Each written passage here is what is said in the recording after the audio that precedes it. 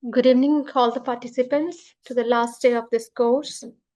And in today's session, we'll be building a complete project right from the beginning to the end with a user interface. So that will be a major capstone project that you will learn today. And it will involve learning from whatever we have done in the past. So some out of that I'll be utilizing here, and also with that you will be learning few new details as well. That will be for deployment of a new interface to evaluate your model as well as to use it in real time, for instance. So the data set that we'll be using for today's case study that I have already shared in your WhatsApp group. I hope all of you have received diabetes.csv dataset, and the code share window link also I have shared with all. So you can start taking codes from there side by side, and it is better to implement during the session so that you can have a better understanding on how we deploy entire model if you have trained it once on certain kind of healthcare data set. So I'll be sharing my screen with all of you to start with the session.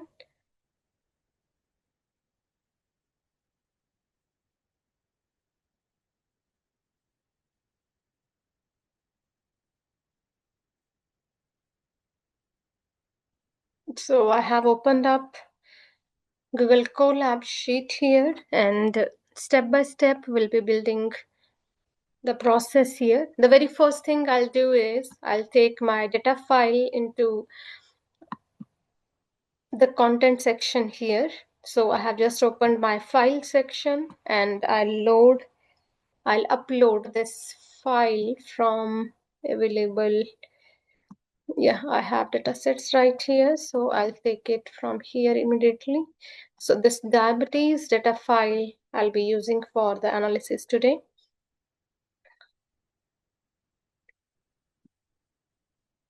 Now, step by step, we'll be building a complete pipeline for model deployment. So a complete project, it will involve right from the beginning to the end. I'll be sharing all the codes one by one in the chat box, but today I'll be writing little bigger sections of the code.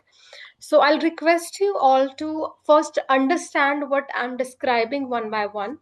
I'll try to describe all the codes that I'm writing here because today we are working on capstone project. So this will be a little lengthy to execute side by side. So I'll first explain one portion of the code, then I'll share it, then you can execute it. So your main focus right now should be on understanding what I'm explaining. The codes I'll be sharing in portions. So the very first thing I'm doing here is machine learning model pipeline is the first thing I'm creating.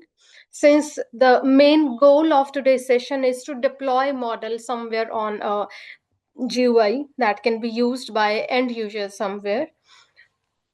So first section is regarding machine learning model pipeline, and today I'll be creating a simplified pipeline only. I'll not be including any kind of data analytics, visualization, etc. Just only essential steps I'll follow right here. The extended ones, because we have limited time, so I'll not go into deeper analytics again. We have done that in several sessions till now. So here I'll start with some libraries instantly. Getting pandas as PD. This I'll need. NumPy I'll not need for now. I'll use just pandas, and I'll not be using any kind of plotting. So Seaborn and Matplotlib also I'm not taking. I'll just take help from sklearn model selection to import train test split. I hope all of you remember these portions now, like the functions that I'm calling from different sections, because in previous case studies, we have used them at different places. Today, I'm integrating everything into a single module. So I'll be importing each one of them in one go over here. Similarly, I'll be taking the scaling method. So I'm writing here sklearn pre-processing unit. From there, I'm importing. In previous case studies, we have used min-max scaler for scaling your features. Today, I'm showing you one more scaler, that is standard scaler. This scalar method works by reducing your variable values to mean and standard deviation range. So in min-max scalar, you were reducing them down to 0 and 1. And here it will first calculate mean of respective variable, and then across standard deviation, it will compress everything down. So today we are using standard scalar here. The process about scaling is almost similar to what we have understood earlier, just the method is different today. Then sklearn pipeline function I'm taking, and from here I'm using pipeline. Since I told you that I'll be creating a deployable pipeline today, so I'm using a pipeline function also here.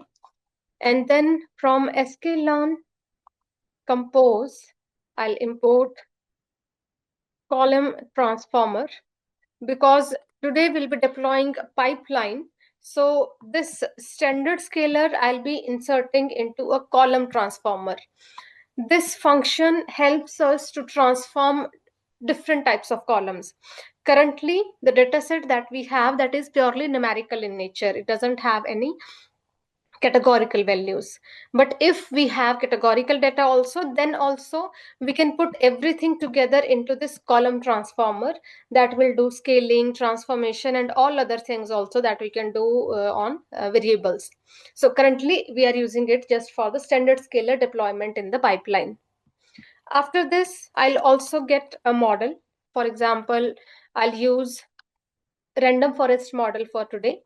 So I'll write here random forest classifier, because the diabetes dataset contain classification type target variable.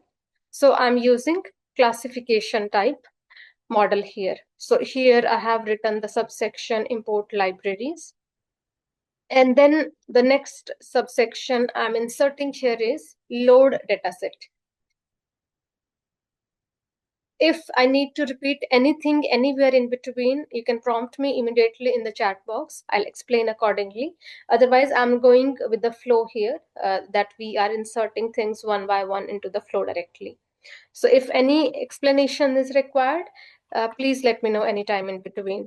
Now I'm just reading my data file, and the same process we will follow. I'll just take path of this data file and I'll insert it right here. Then I'll separate X and Y variable, because I'm not doing any in-depth analytics, etc. So directly I'm just separating my target variable, which is outcome in this particular data. If you observe this data set, let me just show you quickly what we have inside this. So this is the data set we currently hold. So this outcome is the target variable in your CSV file. And these all are your input variables. So currently I'm just separating them, input and output variables. And accordingly, we'll be doing analysis further. So outcome variable, I have separated here. So we can write columns is equal to outcome here. And then from other section, I'll just keep outcome only, nothing else. So here, everything except your outcome will be available. And here, just outcome variable will be available, as we have done earlier in several case studies. After this, I'm just identifying numerical features. And currently in our data, we have all columns as numerical features only. So I'm just putting each one of them into a list. I'm just creating list with all column names here. So this technique I'm using just to extract all these headings up to this age. For all the features from X, I'm just extracting them. So all the feature headings, basically, I'm trying to extract so that I can process them through standard scalar method. So I'm just storing these in num features. and then I'll just pre-process them. So I'll write here pre-process, and here I'll insert my column transformer as I have explained here, that because we'll be designing a pipeline. So with the help of this column transformer, it gets easier to deploy in pipeline. So here I have inserted, and then inside this, the transformers I'm inserting is only one transformer right now, because we'll be doing only scaling. In future, if you have encoder also to deploy, in that case, you will be using encoder also side by side. So in sequence, everything you can put in that case. So currently, I'm just scaling numerical variable only, and I have mentioned here standard scaler. If you have, in case if you have maybe categorical features also, you will be inserting here one more pipeline, something like this, and any kind of encoder, maybe one hot encoder, and then you can write cat feature, something like this. But currently we do not have categorical features, so we don't need this secondary thing. We only need the primary one, that is for your transformer only here, that we are passing.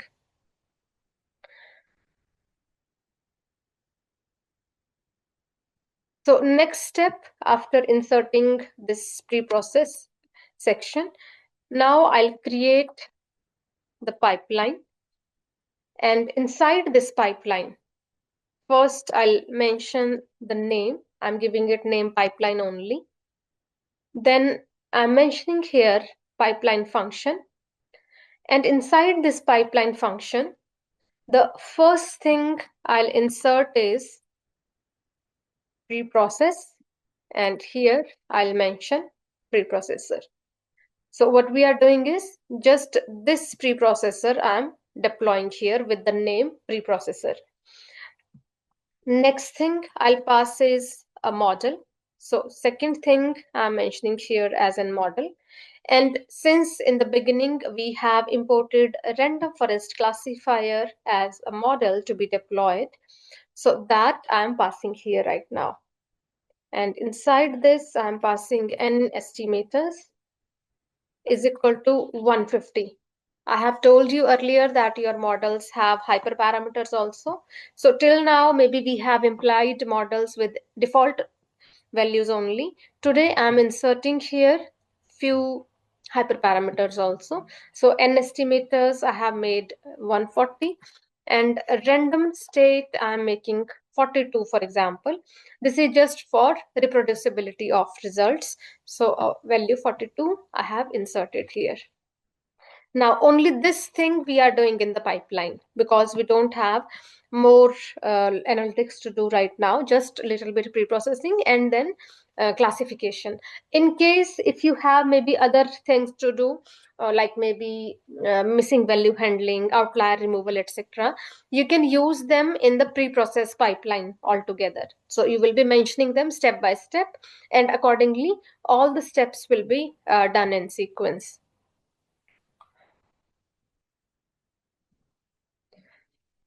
So after updating this pipeline, the next thing I'll do here is to use train test split. And here I'll mention train X test, then Y train, then Y test. And here I'll mention train test split. Inside this, I'll pass, for example, X, Y, and test size is equal to 0.25, and shuffle is equal to true, for instance. And then I'm just deploying the pipeline. I'll write here fit. Currently, I have just inserted the pipeline. Now I'm fitting this pipeline, and I'll fit it over training dataset. The fitting process we always do on the training dataset for model deployment. So this is first set of entries we are making just to create your machine learning model for prediction of diabetes outcome. And you will observe I just did only few steps. I'm not doing very intensive case study today. Otherwise, all the procedures that we have followed earlier, you can follow each one of them to create your final model, considering main focus on interface development today. So I'm taking this case study to only basic level here. So again, observe all parts. First, we have imported all essential libraries. Then I have loaded dataset. Then I separated dataset into features and target variable. Then I extracted list of numerical features, and currently in our data, all are numerical features. So I just extracted all columns to list. Then I have passed here pre-process technique. For that, I'm deploying transformer here, and inside that transformer, I have passed here the transformation technique, and only one transformation we are applying, that is num features transformation. So this only I have deployed. So we are just scaling down numerical features. After this, I'm creating the pipeline here. In pipeline, I'm first deploying the preprocessor, then the model, so that all things are. The use of transformer I explained a little earlier. Like this, generally we deploy directly standard scaler or maybe encoder, etc. directly. But this transformer is for clubbing up all the methods together. Like when we are creating this in pipeline. So in pipeline, we put everything together. So this transformer will ensure that you can use multiple processing techniques in single section. As I told earlier, that you can pass here the next technique also, that will be categorical transformation. You can even pass other things like maybe missing value handling, that also you can mention here, maybe outlier detection. Everything you can do at single place. You need not to define separate detailed code for each one of them. Rather, you can do all of them step by step at one place itself. In sequence, you can mention them and they will be executed. So transformer basically will help you to put everything in single place, and they can be executed together in the pipeline in your given sequence only. So here we are mentioning that pipeline that contains your transformer directly. And after this, I'm deploying a random forest classifier. And after split of your training and testing variable, I'm finally fitting my pipeline so that the pre-processing and model deployment happens against X-train and Y-train data. So I'm just running this now. Let me see, we have certain typo here. I'll just correct this one. For compose, it is not taking column trans. Okay, I have a typo, right. So this is your transformer. I forgot to mention R. I'll run this, and we got the green tick, observe here, and this pipeline got created. It automatically generates your pipeline sequence, that whatever is contained inside this you can have. You can even click on this and it will show whatever is happening inside this pipeline one by one.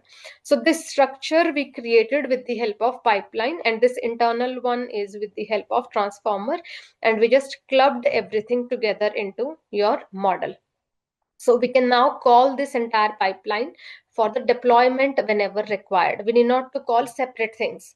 This entire pipeline further we can use for deploying our model in user interface. So I'm sharing this section of the code with all of you. First, execute this and let me know if it is clear up to this level. If I need to explain any part again, then also you can let me know. I'll give you some time to understand this, and then we will move forward.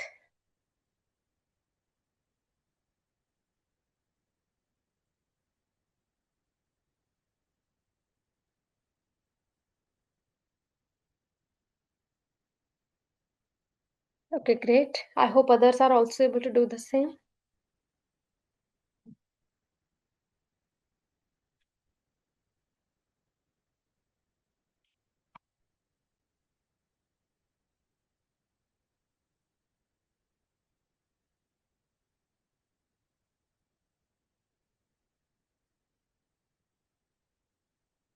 Let me know if I need to wait for anyone. Otherwise, I'll move to next part.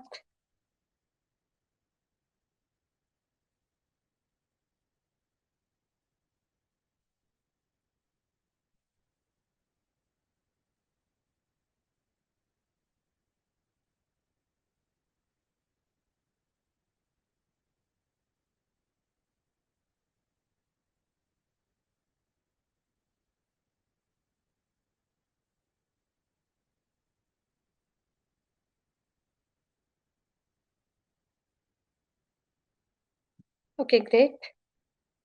So in the next step, now I'm including one more thing, that is diabetes risk prediction. Now we are thinking with the clinical approach in this capstone project. So we will consider that when maybe in healthcare domain you want to deploy a model like this to assist maybe doctors, patients, or maybe caregivers. So there should be some precise description of everything, because a normal human being or maybe a non-engineering person has nothing to do with this coding. They would just expect some interactable result in your GUI. So for that, we will be creating some additional functions. For example, when your model is predicting something, it will give you probability. Currently, your target variable is in these two classes, 0 and 1 we have. So it will predict these things with some probabilities. Either you can rank your risk into two zones, like maybe 0 1, that kind of risk only you can create, maybe no risk or high risk, that also risk zone you can create. Or there may be one more possibility, like you want to make people more aware with the probabilities of prediction. If it goes close to 1, like maybe we can represent it as high risk. If the probability of prediction is maybe between, I can say, like maybe 40 to 60 or maybe 30 to 60, we will consider moderate risk of diabetes for patient. And if the prediction probability is close to 0 or maybe like less than 30 or maybe less than 20, we will consider low risk for that patient.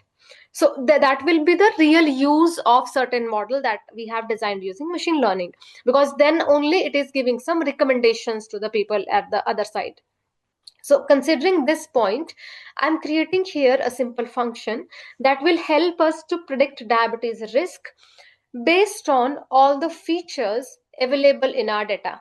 Considering all these features only, I'll create that risk prediction function, and that will mainly utilize the same pipeline that we have created here, because the prediction will be made by the same pipeline. So here what I'll do, first observe everything carefully. Do not rush to type anything. I'll be sharing this code also. So I'm writing here define predict diabetes risk. And inside this, I'll just mention all the parameters that I have in my data. One is pregnancies, then second is glucose, then third variable we have is blood pressure.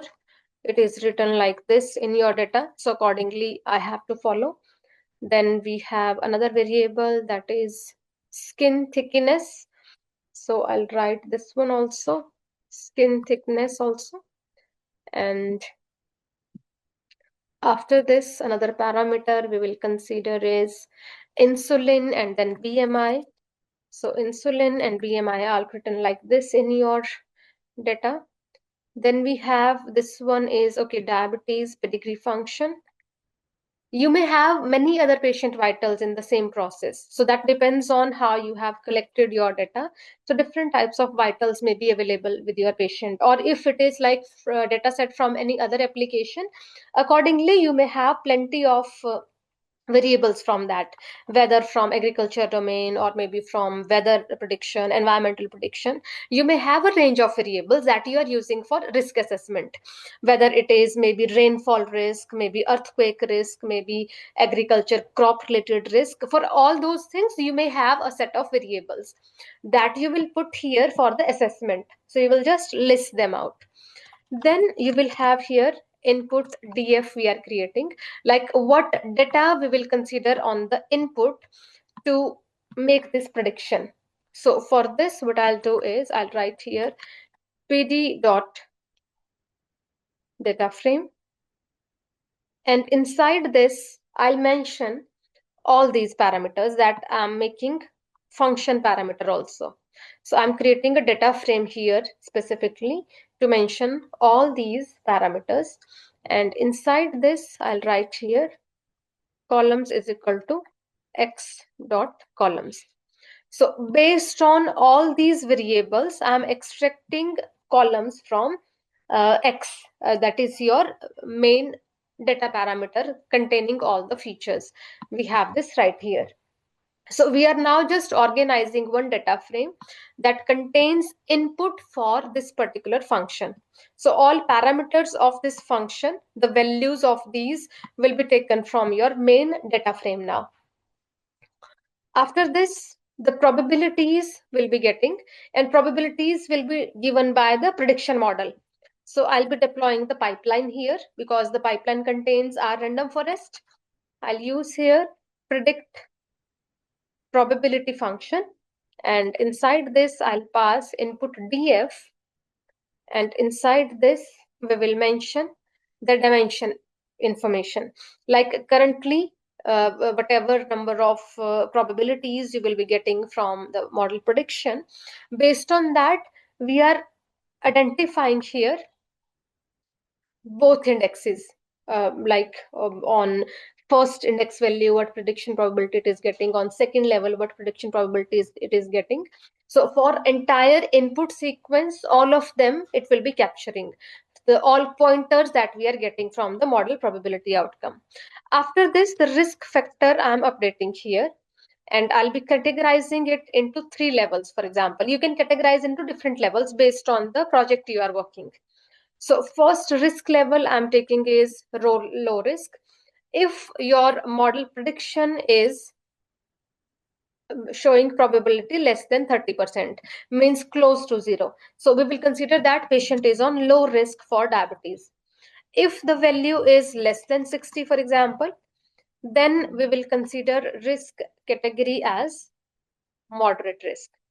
And for the remaining values that will be greater than 60, for instance, it should consider risk as high risk, so that we can advise patients accordingly about their ongoing conditions. Then this function should return probabilities and risk, both things together.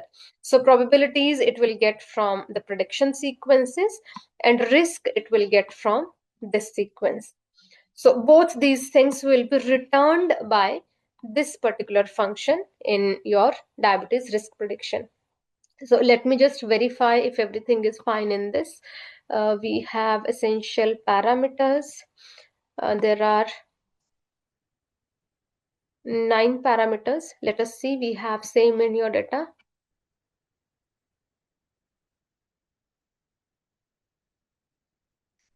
Okay, so all the parameters, I guess we have mentioned. And here also I have copied the same. Then column details we have mentioned. After this, probability predictions we are making. And then risk probabilities also we have mentioned here. And then we are just returning 2 things from this function that includes probabilities and risk. So I'll run this. Observe that because this is a function right now, the probabilities will not be determined by you. That is automatically done by your classification model. Whenever we deploy any classification model, it also returns probabilities. Although we generally work on accuracy parameter only, but the actual return provided by any model is probability. Whether something belongs to class 1 or class 0, a model always return a probability of that. It will not say directly that it will belong to class 1 or 0. It is always in terms of probability. So the model itself is doing that. That is why otherwise we used to write predict function only directly, but this time we are using predict probability so that it returns probability sequences instead of just 2 classes 1 0. So that range value it will be providing based on its confidence score on how well it is able to estimate whether something belongs to higher class or lower class, and intermediate levels of that as well. So currently, because this is a function, we have just declared this function here, we have just defined this, but not implemented yet. So if there are any kind of errors associated to this function, they will not appear right now. It is important to mention here. I have run this, I'm getting green tick, but if there are any error in this particular portion, they will arrive only after I deploy this function. And I'll be deploying this at a later stage. First, I'll be creating 1 to more functions. So I'm sharing this for the meanwhile so that you can execute it on your end. But if any error comes in this section, we'll be diagnosing that after deployment, because then only it will tell if there are some errors. Execute this, and if you get this green tick, let me know. I'll wait for a while.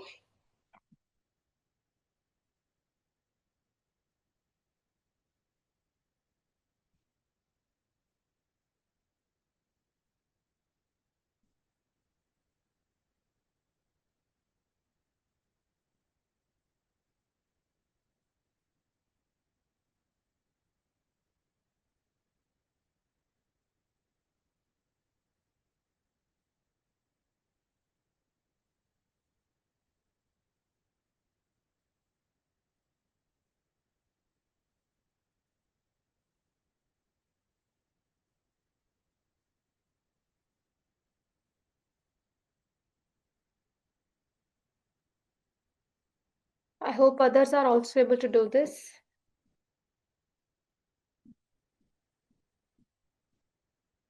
If anyone is stuck anywhere, they can let me know.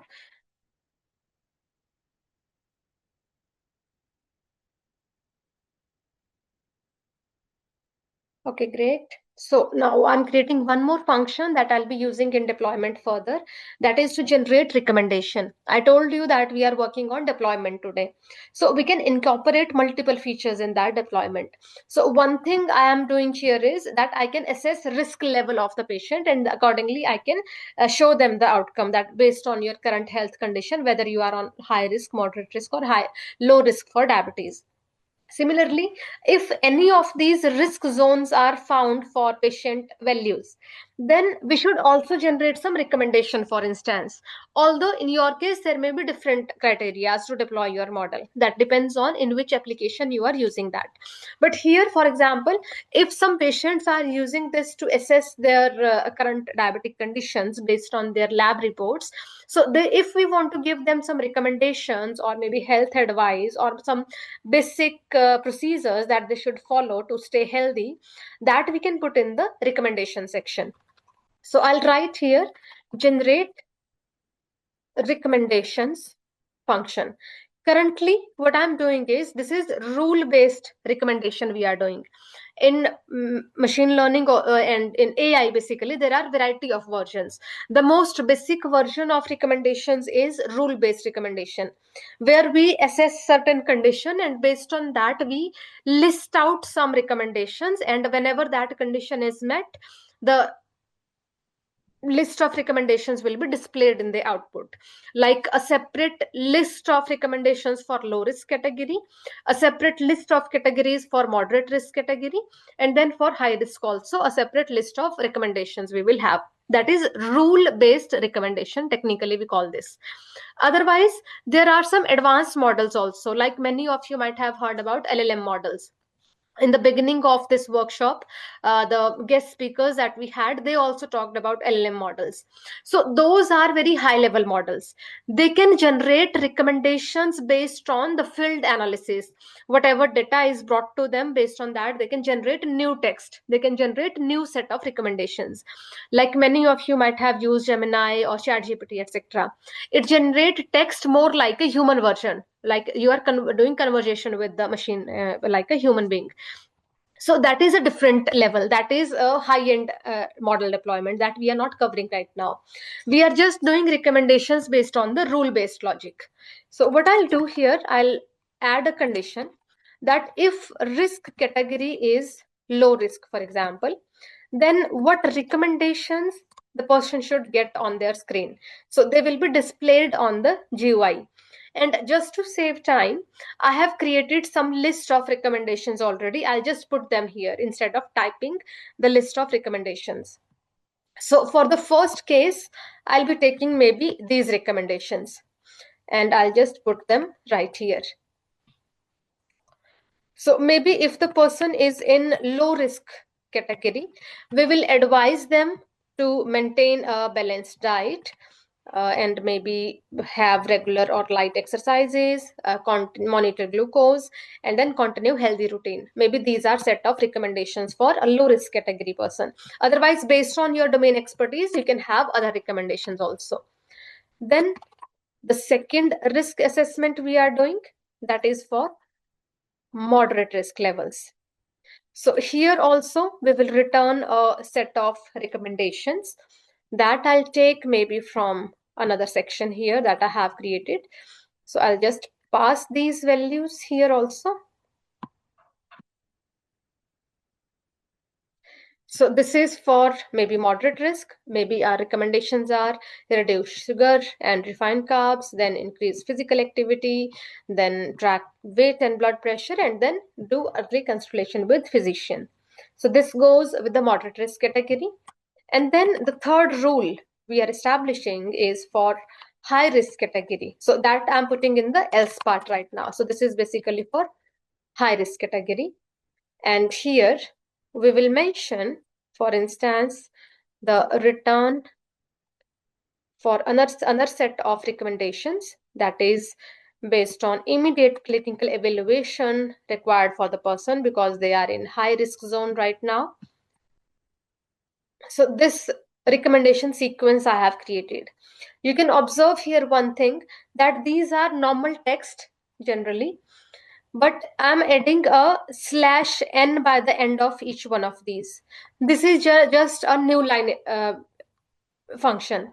So whenever I'm printing these lines on my final GUI screen, everything will go into a new line automatically by using this /n by the end of your sentence.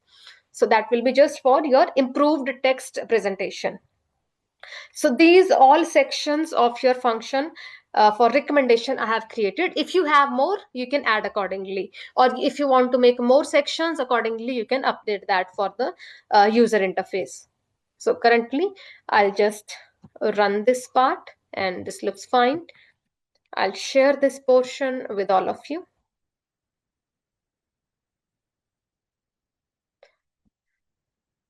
Execute this and let me know.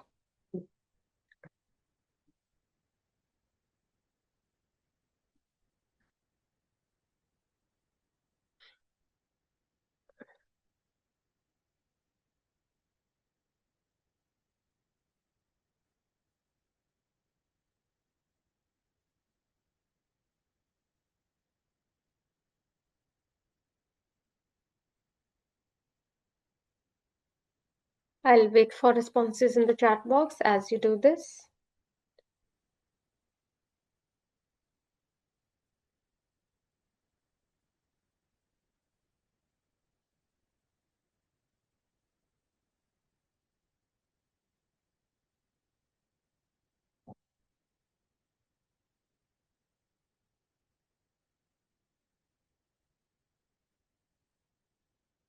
Okay, great. I hope others are also able to do this. Now you can observe that I have created these two different functions. Now let us deploy these functions. So I'll be deploying them into a third function that I'll be further integrating with my final GUI. Observe that because there are some bigger sections that we may need to execute time and again. That is why I'm just putting them into functions, because functions are easy to call. Otherwise, we may have to write this entire sequence time and again for every evaluation. So we are taking help from functions to make things easier, so that we just write them once and then we can call them any number of times. So now I'm creating here one more function. So that is create decision support function for diabetes. Because we are using this machine learning or all the methods that we have learned from past several days to ensure decision support in medical health. So now we are just incorporating all these things into a final decision making device. So for that, I'll write here define diabetes decision support, this function. And this decision support, as like doctors do this decision for any kind of diagnosis by considering patient vitals only and all the factors that are associated to patient health. So based on that, we will be also incorporating all the parameters that we have in our data. So for this, I'll just take the similar set of parameters that we have right here, because they are our input features. Based on these values only, we are going to make decision, means our model is going to make decision about whether the person is in good condition or not. So with this, the very first thing I'll be accessing is probability and risk, these two outcomes. And as we know, we will get these two outcomes from this particular function, predict diabetes risk. So I'll just deploy this function here now. Inside this, I'll mention all my parameters, because by using each one of them only, I'll be able to predict the risk. So this is one thing. If you remember right here, in order to use this function, we have mentioned all these parameters. So the same pattern, I'm using it for the deployment below. The next thing I'll use is recommendation. I'm mentioning here with the REC variable, and I'll write here generate recommendations out of risk. So this is the second function we created, this one, generate recommendations from risk. Now I'm deploying these functions. So both of them I have deployed inside here. And after this, I'll just create my result summaries that will be in the form of text so that it appears easy to use for the end users. And that I'm creating in two formats here, that is predicted diabetes risk. And inside this, I'm mentioning risk here. And then in a new line, I'll be mentioning second element, that is risk probability. And inside this, the probability I'll be showing up to 2 decimal places. So I'm just mentioning that also. First is the risk parameter. Second, the probability value I'll be displaying up to 2 decimal places. So 0.2f for representing floating point I have used here. Then I'll use return. That will return me result text along with recommendation, so that on your GUI, what we will have is, we will have diabetes risk prediction, whether low risk, moderate risk, or high risk, and with what probability model has given that outcome, so that the end user can have a trust also on the model, that okay, this much probability I'm having for the risk factor right now. So that value also we are displaying for the end user side by side. This is up to us, although whether we just want to display the categorical outcome only, or the number also we want to display. So other than this, the recommendations also we are incorporating, that we are deploying at this point. So this one more function we have created for decision support now, and I'm running this. I'll be sharing this one also with all of you. So this another function I have inserted.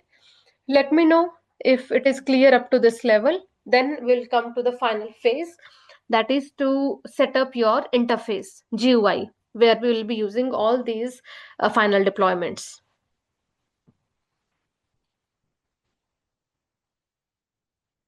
I'll wait for a while.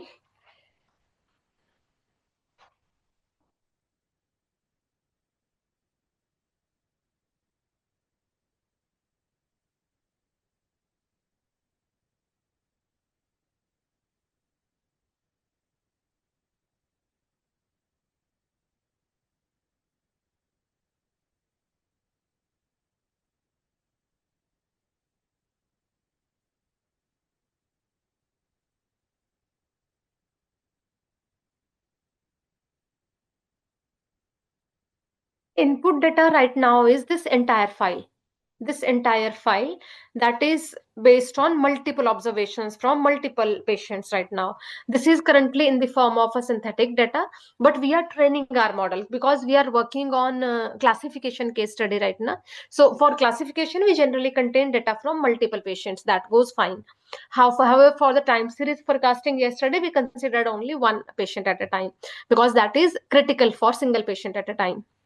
Currently, these are observations from different set of patients in a synthetic data. From real data also, if you are doing, it may include observations from multiple patients for training purpose. The result part that we are having here, we are incorporating two things here. Observe, this is a decision support function. Now, this is the final recommendation and outcomes we will see on the graphical user interface. So we are getting two things, probability and risk, from one function that we created here. So I'm just deploying that function first of all, so that it can give me both probability and risk factor. And then I'm deploying my generate recommendation function that gives recommendations in the output. Then I'm inserting result text. Here I'm using F technique. This F technique is nothing but it just allow you to insert variables within inverted commas. Otherwise, you can paste it like normal print function also in Python. So that may also work, but currently we are just making it intuitive enough. We are creating a complete string information here, but this curly bracket will ensure variable alignment. So whatever risk is predicted from here, that will be updated here. And this F ensures that a dynamic update can be made inside this. Similarly, for probabilities, we are doing the same thing. Whatever value of probability we will get on prediction, that will be printed here up to 2 decimal places. So that live results we are able to get for every prediction that we make on the GUI. Let me know if this is clear.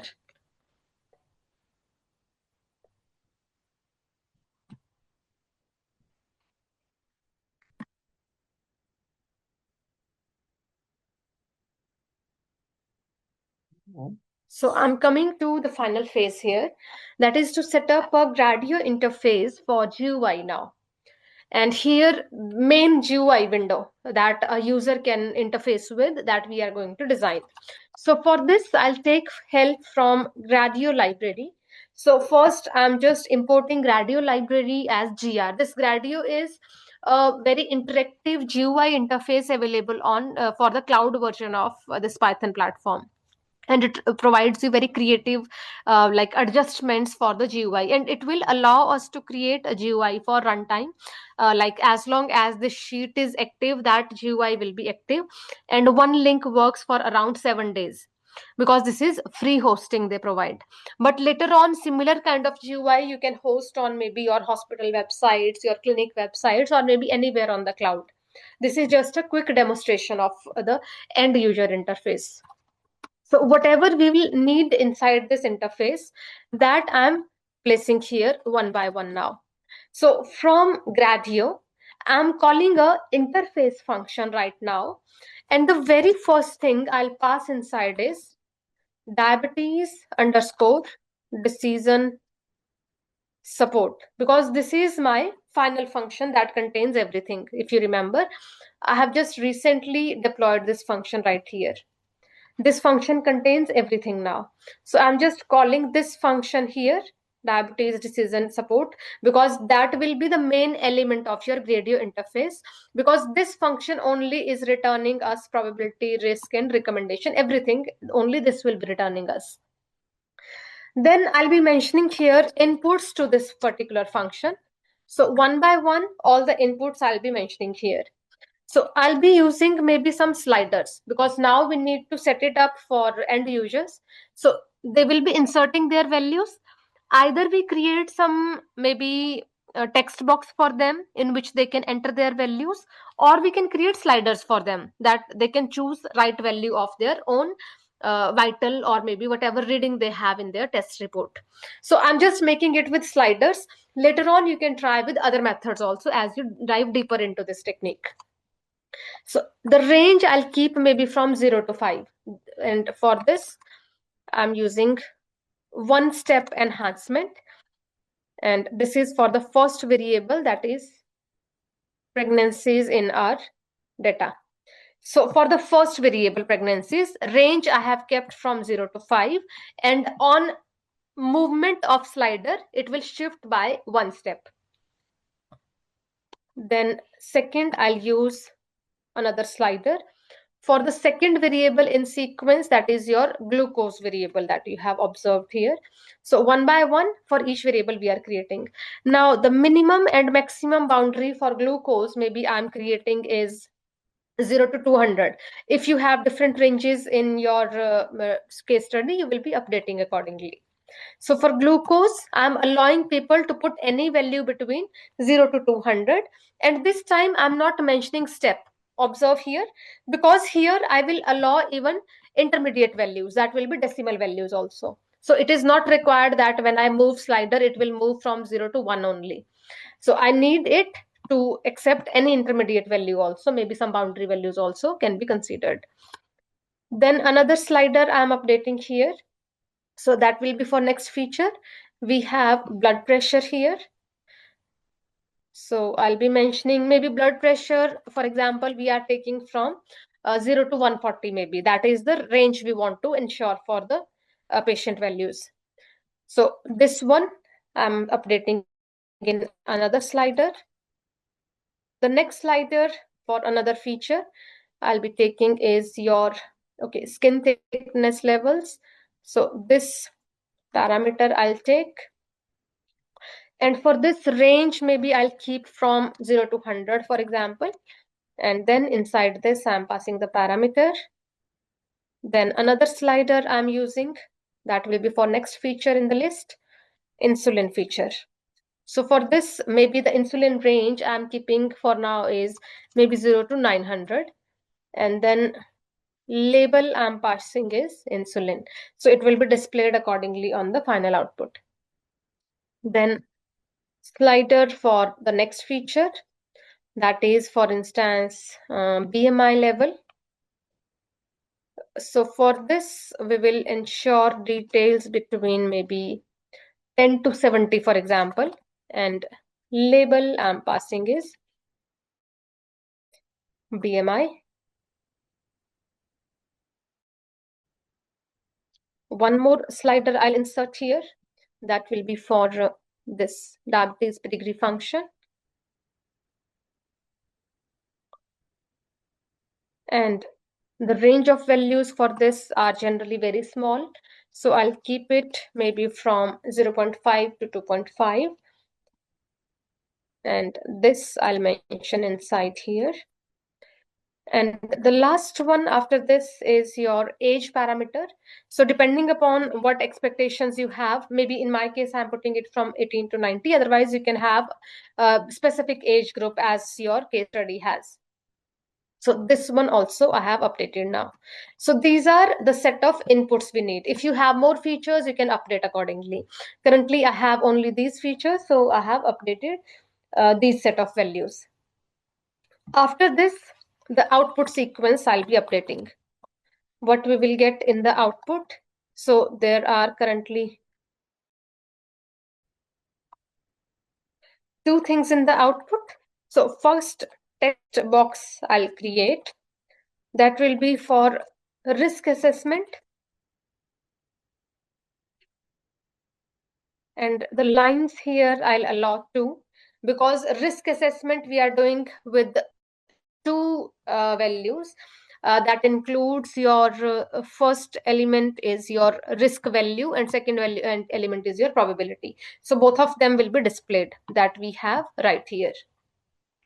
So for this, I'm preserving two lines in the text box. And then the second thing I'm writing here is text box label. So for this, the second thing we have in sequence is your recommendations.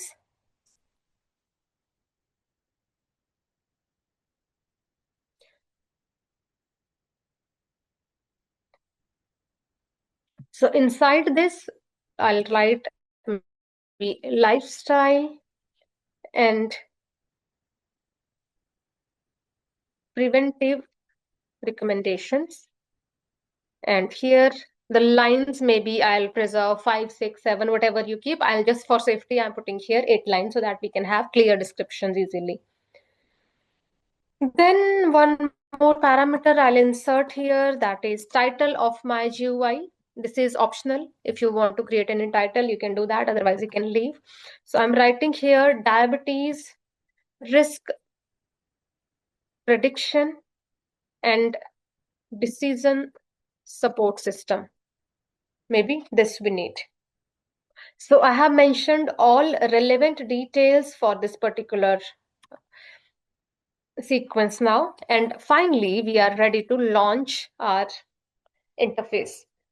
Once every essential detail in your interface is set, we are ready to launch it.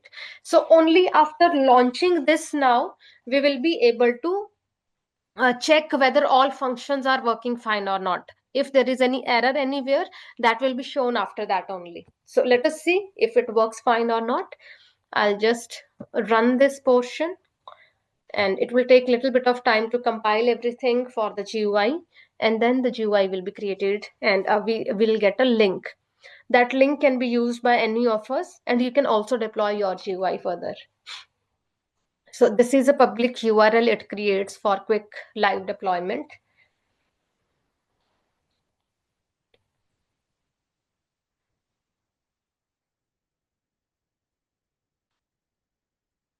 So we'll wait for a while as it runs. I'll test it. If it works fine, then I'll be sharing the final code with all of you.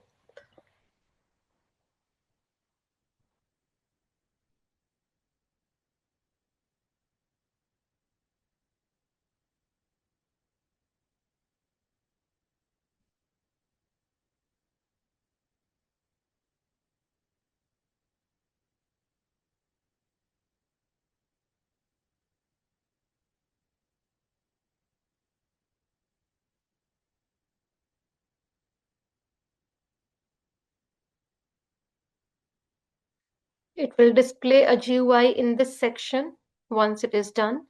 And after clicking on this link also, we will be able to see that GUI on a separate window as well. So both ways we will just try to see it. It is just running right now. So we'll wait for a few more minutes.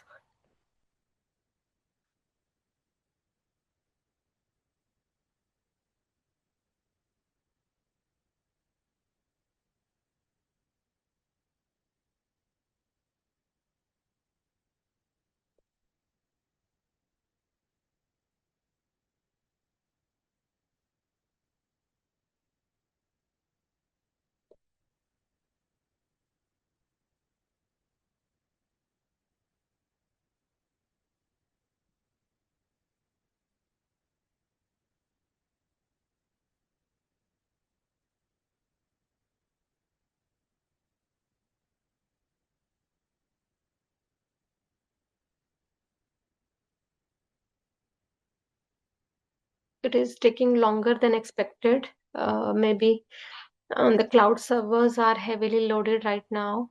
So let us see. Generally, it should not take this much time if everything is fine with the internet and servers, etc. But let us see how long it takes.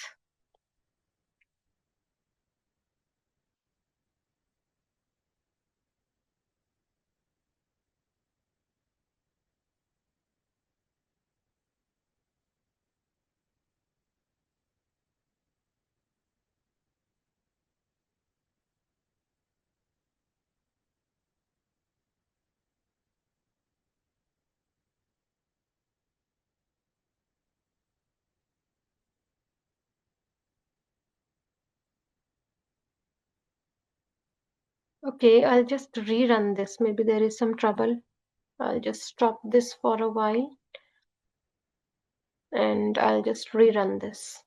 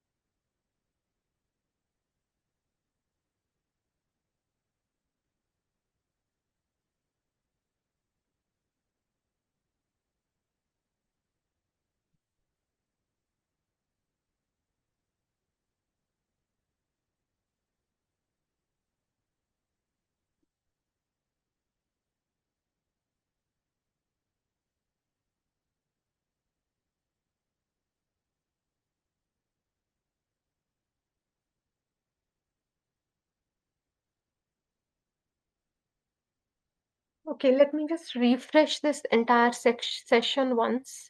Maybe some variables are lost somewhere. That is why it is taking longer time. I'll save everything and I'll just disconnect and delete runtime.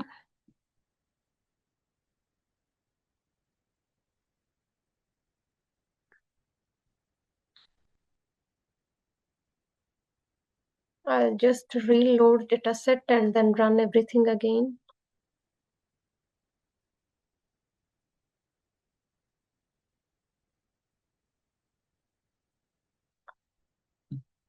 So I'll just click on run all and let us see if it works fine.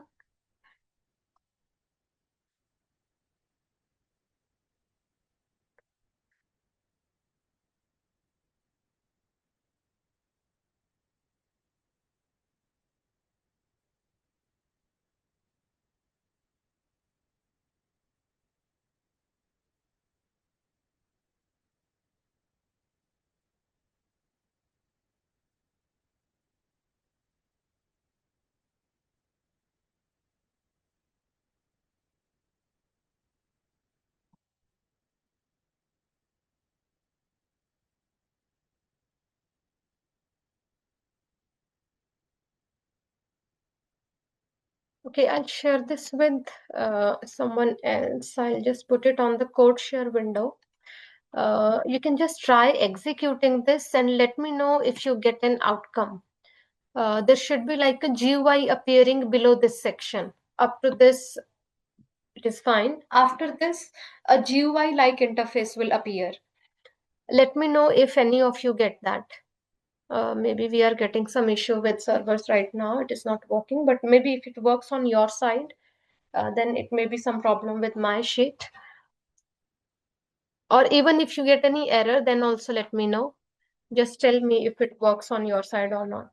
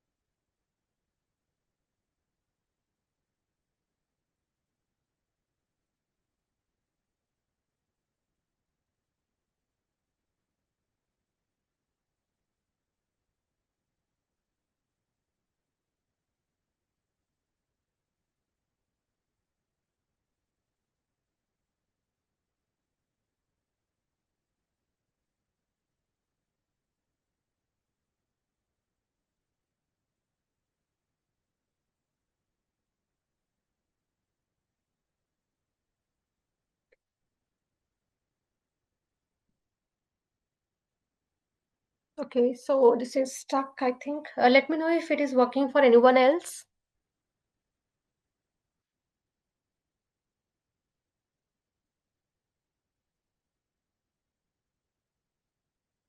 Are you able to complete this execution? It is still spinning.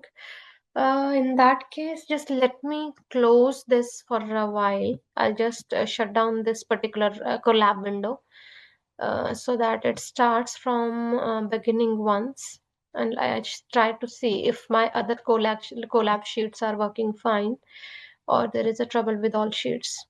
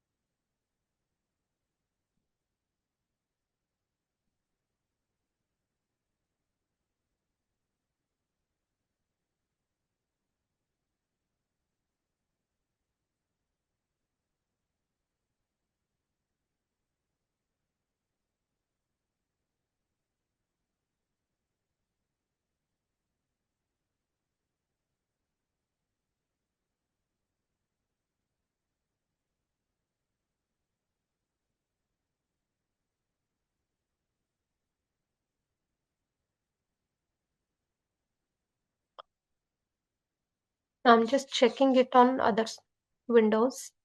Give me little time. And if it gets executed on any of your screen, then also let me know side by side.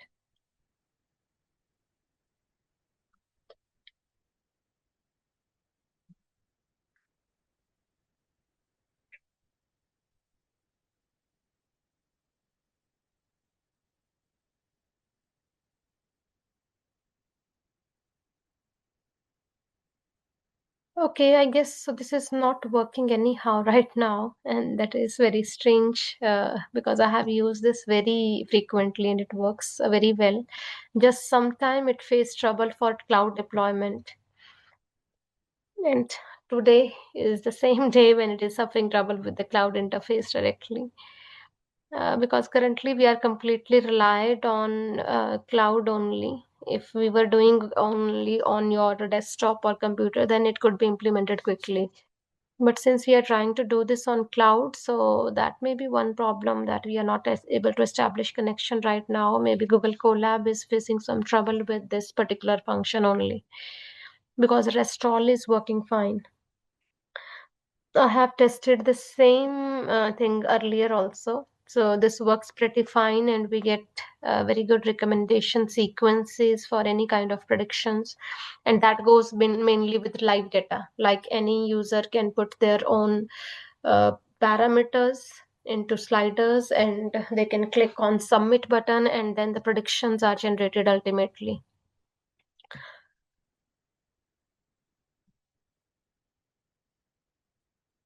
Manually also we can try, that is just by entering your direct values.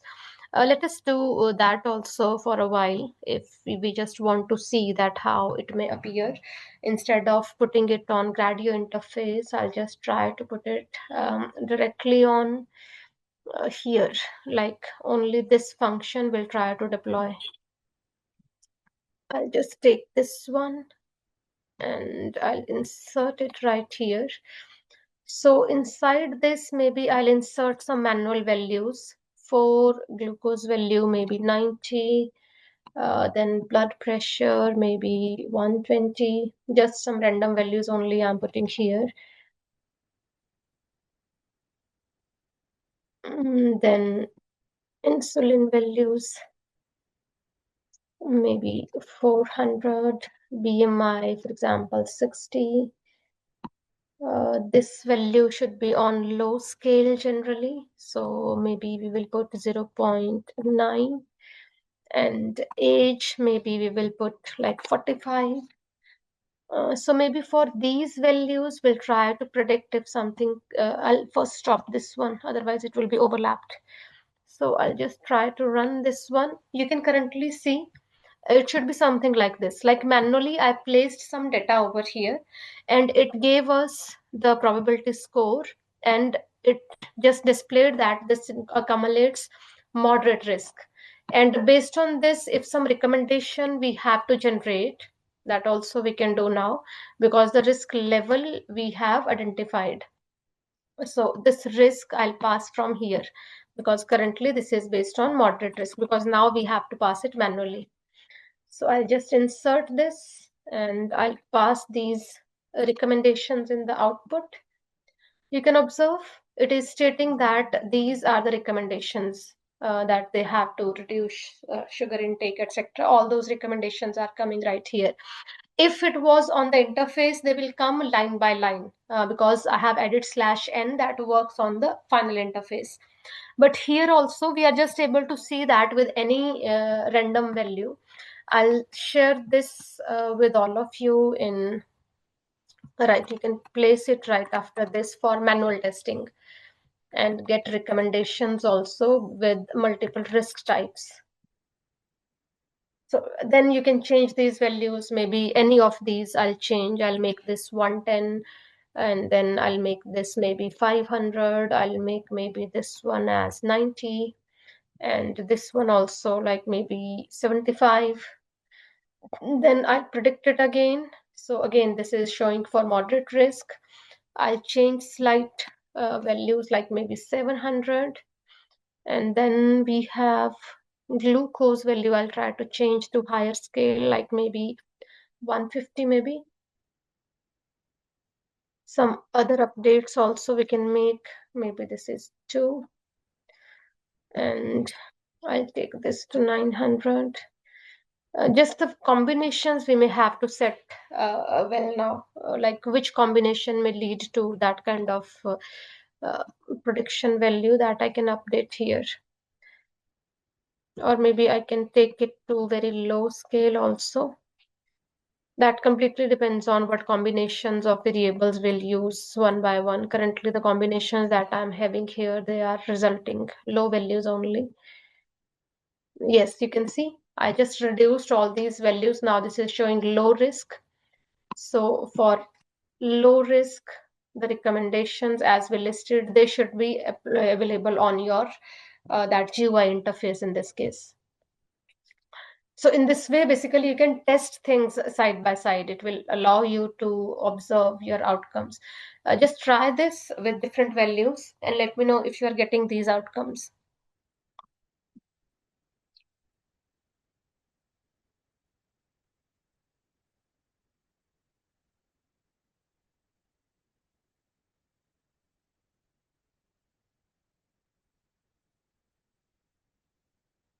You can use it with different settings of values and then try how it works.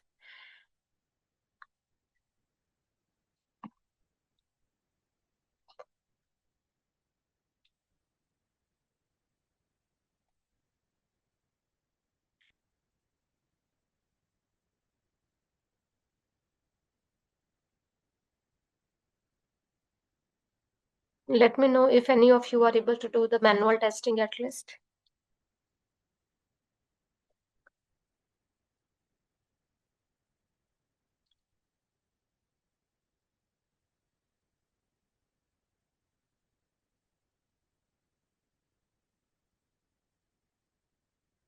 Yes, that is fine.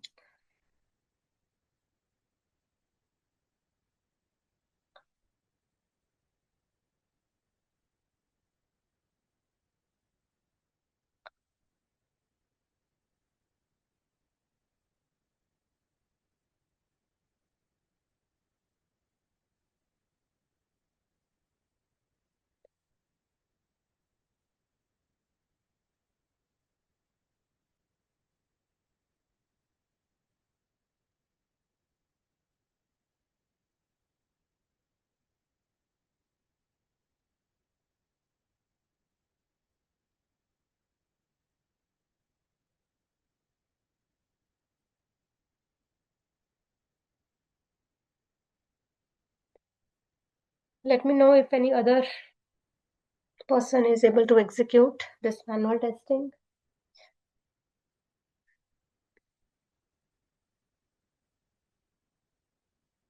This is at least to evaluate how your entire system may be working and what recommendations kind of thing that we are integrating, that how it may be appearing.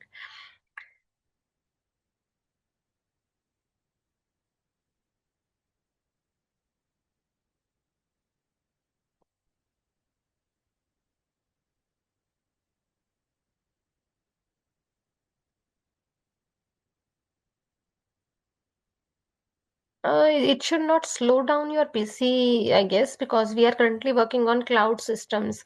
We are not using anything from our system, like your processing power and your memory, etc. That is just to run your Colab session. Nothing else we are using from your PC because everything is currently being deployed on cloud servers. That is why we are getting this problem because on cloud server we are not getting enough space to host our this live session. That is why we it is taking a longer time.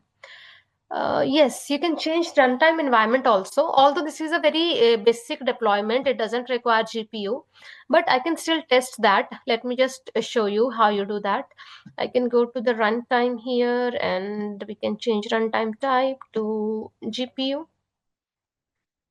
And although that will should not be a problem right now, but let us see because this diabetes data is actually very small data we are having here. This is not a very big data. But still, let us see if we can make any difference with this. I'll just upload dataset again to this GPU environment now.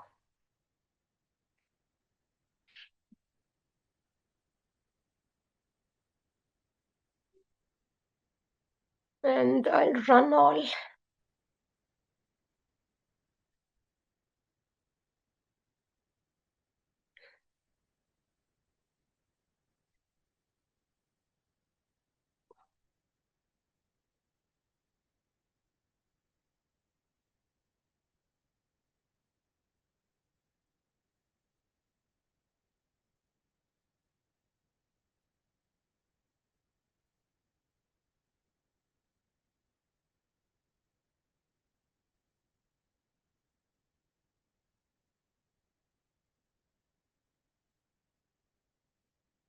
Those who have attended the last workshop where we have worked on Gradio interface, at least they might be aware that how it gets deployed and how it appears by the end.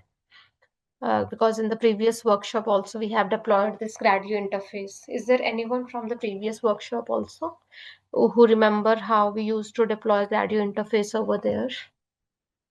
I think we worked on multiple examples with this at that time.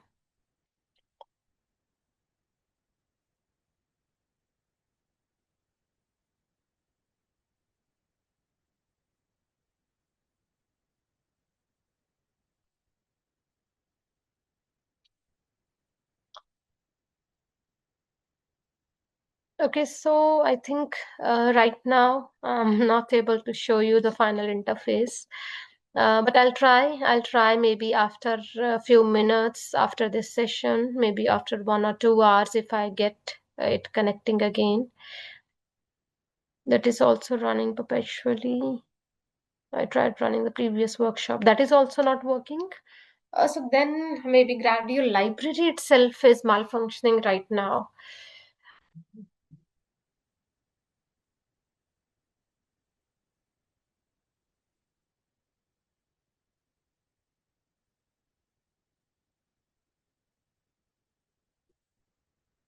And that means the issue is with library itself. If you are not able to run the previous ones also, then it is fine. Okay, then we should not mess with this anymore. Better way is that I can share after the workshop even because you all are in the WhatsApp group right now. So if it works like maybe after an hour or maybe after 2 hours, I'll share that link with all of you so that at least you can visualize how it appears and how you can use it. That will be like a normal interface that anyone can try. Maybe if we can give it to the patients, maybe to anyone who wants to try this. So I'll be sharing that working link later on in WhatsApp group. I hope that will be fine for everyone because currently the problem is with library itself. It is not working, so we'll not be able to do anything right now for this because this is all on the cloud. If something stops working, we are not able to solve that. Let me know quickly in the chat box if that is fine if I share that working link later on. Recordings are available up to 22nd. On 22nd, they will be removed. So better you all revise anything that you want to do before 22nd. After that, the recordings will not be available anymore. So that's fine. I'll be stopping here right now. If we have any queries up to this, because this is the last session of our workshop. So if we have any queries up to this, any discussions, any feedbacks on whatever we have done, you can let me know quickly and then we will proceed further. We have Dr. Vatika also with us, so she will be taking it forward. But before that, if we have any queries, you can let me know.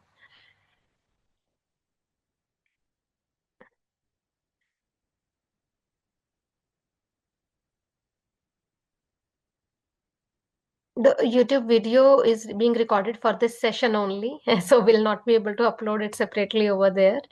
Like that will be a separate recording session. Otherwise, we have to set up for that. But yes, the working link I'll be sharing definitely. And that will work for all of you. Ma'am, I have one general query. Right, Uh, please. oh, I had earlier I thought this is a three-part series, so where the third Yes, part is going to be a little more advanced. So I yes, we just were. wanted to know what will be covered in the advanced one. In advanced one, that is actually postponed for now. That is not being covered right now due to some unavoidable circumstances. We are not planning to implement that right now. But if any time, maybe after few days, if we plan to implement that, we will be covering there. That will be image processing and your text processing, like direct doctor summaries and OPD text, etc. If we can use with natural language processing, and direct MRI, X-ray images, if we can process directly, that was based on deep learning techniques. That is why we called it advanced level. So that was planned for level 3, but currently it is halt for some unavoidable circumstances. So I cannot commit about that right now. Okay, ma'am. Maybe we can just post it in the email if that is ready. We Right, can right, follow it up. definitely. Whenever it comes, I'll be posting to all of you, all those who are interested to attend that. Definitely, it will be circulated to all of you. Thank you. Thank you, ma'am. Okay.